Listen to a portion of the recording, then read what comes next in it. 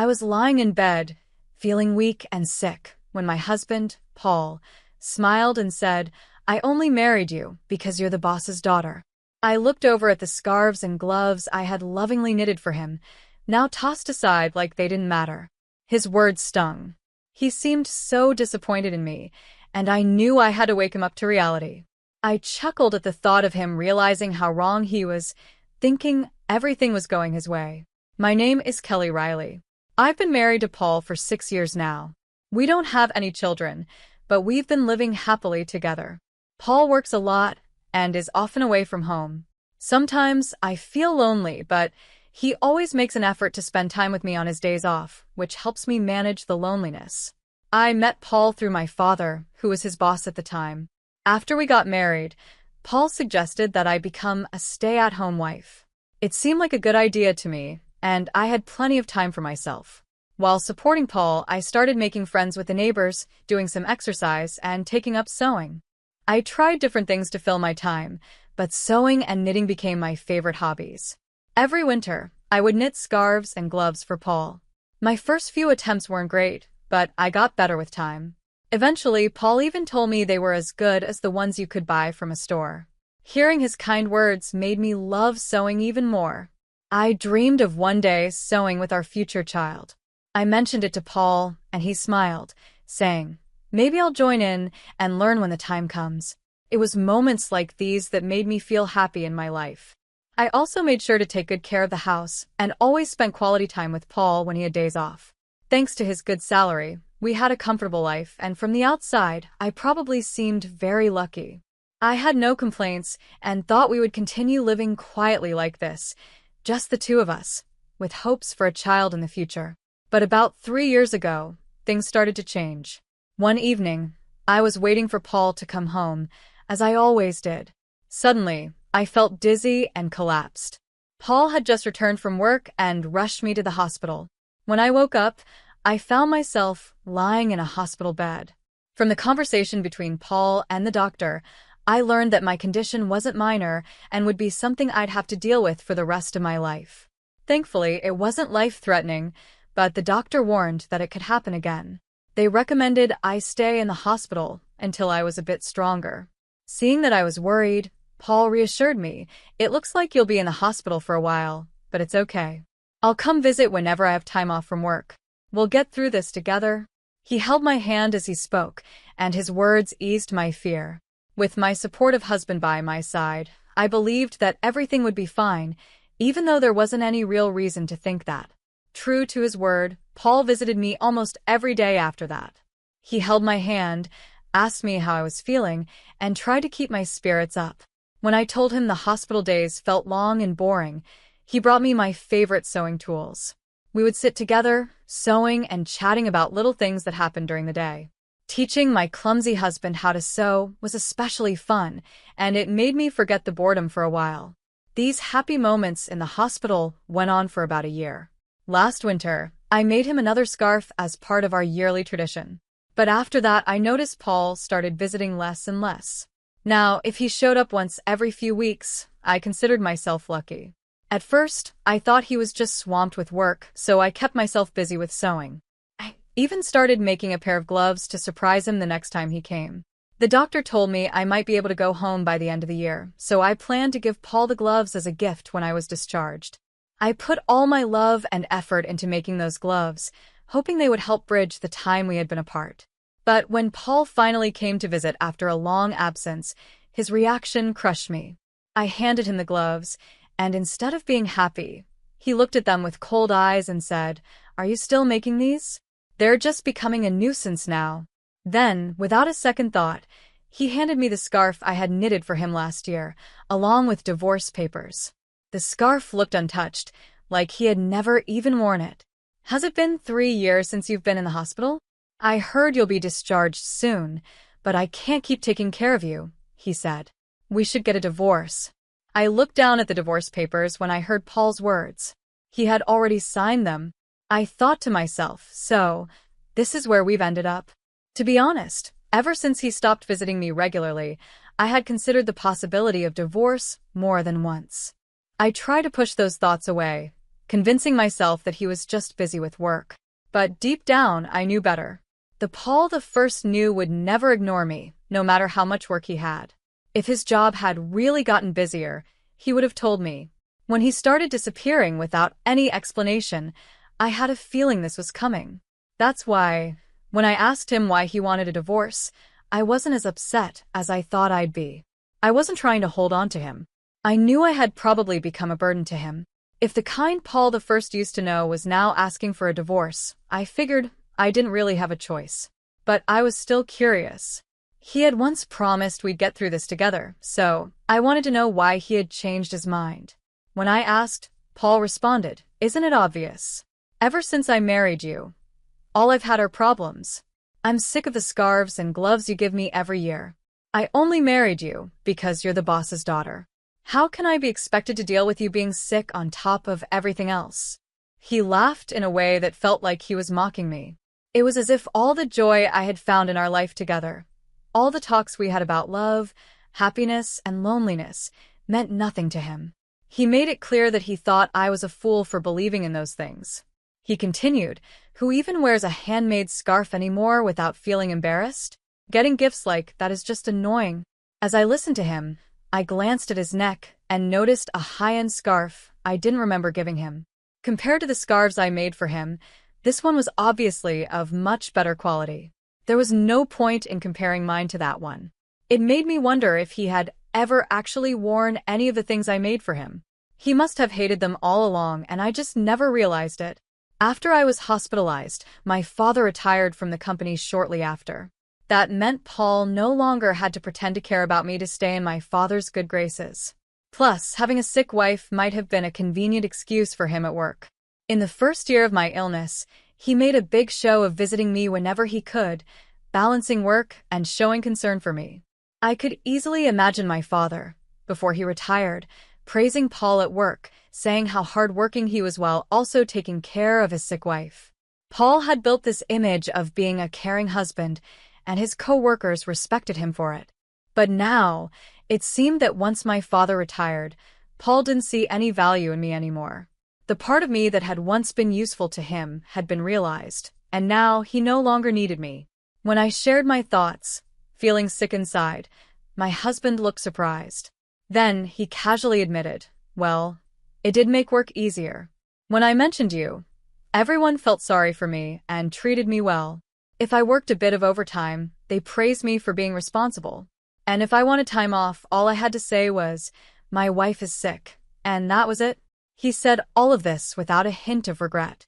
He had used my illness to his advantage in ways I had never noticed. As for the promotion I'm up for, he continued, "I mean, the others are idiots, but I do have to thank your illness for that." I listened quietly with my head down. When I finally looked up, I saw a smug grin on his face. The man I once loved was gone, replaced by someone I didn't recognize. This was his true self. "Well, if I was able to help you, I guess that's good," I said. "We probably won't see each other again, so take care." I handed him the divorce papers. He had no more use for me after that, and quickly turned to leave. And just like that, our divorce was final. After he left, I cried softly to myself. After some time, I was discharged from the hospital and went back to my parent house. When my father heard what had happened, he was furious. "I never thought he could be that kind of person," he said, his voice raised. But for me, it didn't matter anymore. I calmed my father down and told him that once I cleaned up the house, I wanted to move back in with my parents. They understood and told me to do whatever made me happy. For now, I decided to live with them. Before moving back in with my parents, I wanted to visit the house where I had lived with my husband. But when we got there, I found that the front door lock wasn't working. My parents and I exchanged confused looks and decided to ring the doorbell. A stranger answered the door. Feeling puzzled, I asked him about the situation. He told me that he had bought the house a while ago and had been living there for a few months with his wife and child. They seemed happy. My parents were even angrier after hearing this, but I didn't want to cause any trouble for the new family. I bowed my head and quietly left. However, I couldn't just leave it like that, so I called my ex-husband right away. On the phone, he answered casually, Oh yeah, I sold the house while you were in the hospital. Keeping the money from the sale is like compensation for me. It was my house to begin with, so you don't really have any complaints, right? I couldn't help but sigh at how indifferent he was. I wish he had told me sooner. From what the new owner said, the house had been sold quite a while ago. My husband probably put it up for sale about a year ago, around the time he stopped visiting me. Even if he had planned to divorce me, selling the house without discussing it with me was just outrageous. Our divorce had already been finalized when we signed the papers, but since I was still in the hospital, we had agreed to talk about compensation and dividing assets after my discharge. We had a meeting planned for next week, but he decided to act on his own. It was unbelievable. What made it worse was that he didn't even think he had done anything wrong. So, I calmly told him over the phone, "You really don't understand anything, do you?" "Huh? What do you mean?" he asked, sounding confused. "I'll explain everything in detail next week," I replied and hung up the phone. I smiled at my worried parents and then turned to my father. "I need a favor," I said, sharing my plan with him and asking him to help me get ready for what was coming. "I understand," my father said, his face serious but supportive. "I've already prepared the necessary documents. There's not much time before the meeting next week, but we'll manage." I could see a hint of regret in his eyes, probably because he had once recommended my husband to me. But his anger at what my husband had done seemed to drive him to help me as much as he could. I thanked my father and waited for the day of the meeting. The thought of seeing my husband's reaction made me smile for the first time in a while. With my father's help, we got everything ready for the meeting. We decided to hold the discussion at my parents' home. My parents and I sat together on one side, and my husband sat alone across from us. I'm sure he knew my parents were hurt by the divorce, but it didn't seem to bother him anymore. He didn't show any sign of respect towards them, and his face even held a hint of a smile. His attitude was arrogant, as if he didn't have anything to worry about. "I'm the victim here," he began, "but I'm not going to ask for too much. The money from the sale of the house will be enough." He spoke as if he was being generous, like he was doing us a favor by not asking for more. Seeing his smug attitude, my father's face turned red with anger. I gently placed my hand on his to calm him down. There was no need for us to get upset. We knew that in this discussion, my husband was the one who would be at a disadvantage, not us. "There's something important we need to talk about first," I said, keeping my voice calm. I spoke up and my father handed over a document. It was proof that the land where the house stood was owned by him. "Yes, the house was in your name. There's no question about that," I said. "But the land the house was built on belongs to my father, and he still holds the title to it. That's clear from this document, right?" My husband's expression changed slightly, his brow furrowing. "So what?" he replied. "The house was mine. No one has the right to complain. Do you think you can get back at me with that?"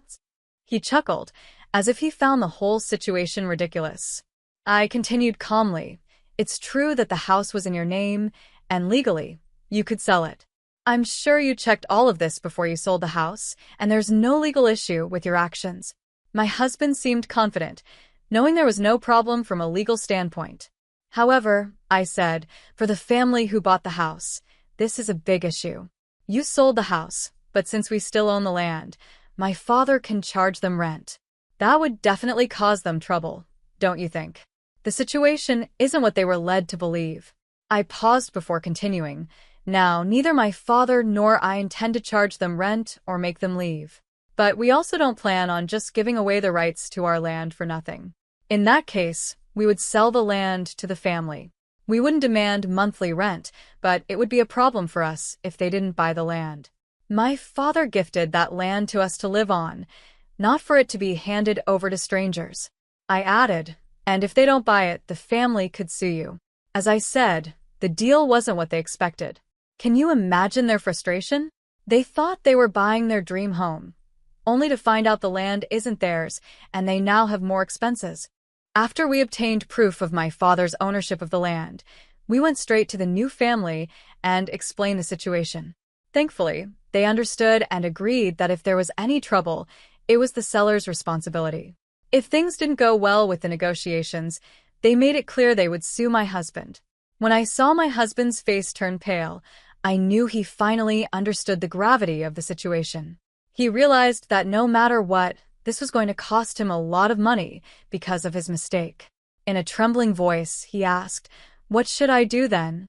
I smiled and calmly responded, "The family can buy the land from us, making them the full owners of both the house and the land. Then you would have to cover the cost of the land. This way, everything can be settled smoothly, and there would be no need for the family to sue you. Once they own both the house and the land, all the issues will be resolved. However, since they weren't informed about the land price when they bought the house, they will likely make you pay for it. That's not their problem to deal with, it's yours. The real issue is that the land is in a prime location, and its value could be higher than what you sold the house for. Even if you give up all your assets, it might not be enough. In the end, you could be left with nothing." I paused for a moment and continued, "Another option is for you to buy the house back and then pay for the land. Of course, you have to cover the relocation fee for the family living there. This would give you back both the house and the land, and you could try selling them again, maybe making some money.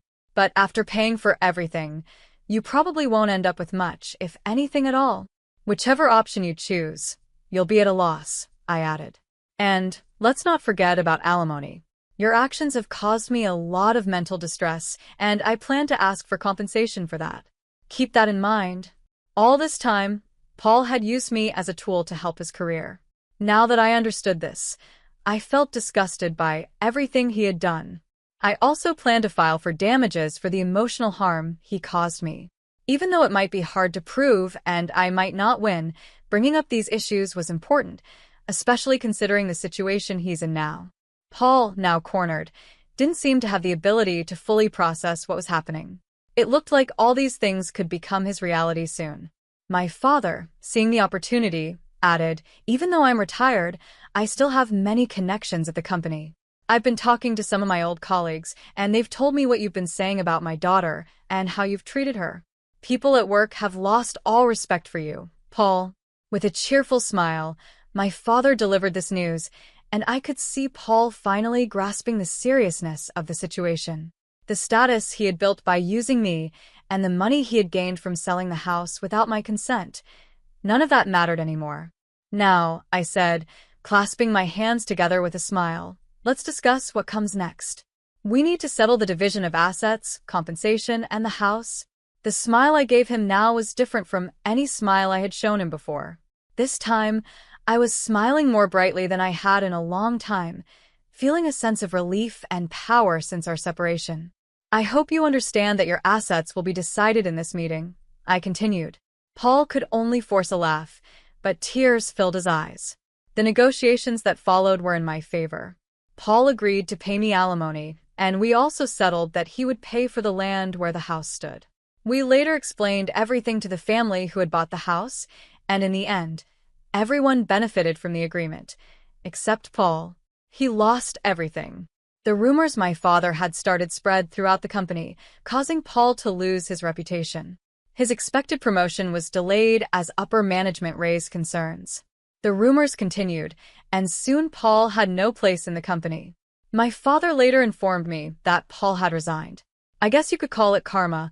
Things gained through using others can disappear just as easily when someone decides to take action. As for me, I'm now living with my parents and running a sewing class.